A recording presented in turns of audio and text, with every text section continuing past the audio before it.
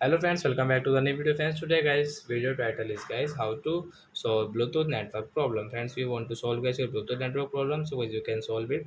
And guys now let's see how to solve guys phone Bluetooth settings. So when you guys connect any device, you do not connect disconnect and you have problem guys your Technophone Bluetooth settings. So guys how can you solve in this video? I will show you friends. So first of all guys open your phone setting to guys solve your Bluetooth network problem. Then guys scroll it.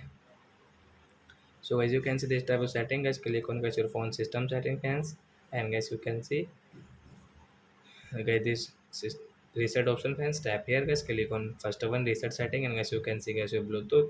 So I will tap here, and guys after that guys you can see this interface. So enter your password, and guys you have any pattern, so I draw your pattern. Then guys you can see reset setting fans, tap here to reset.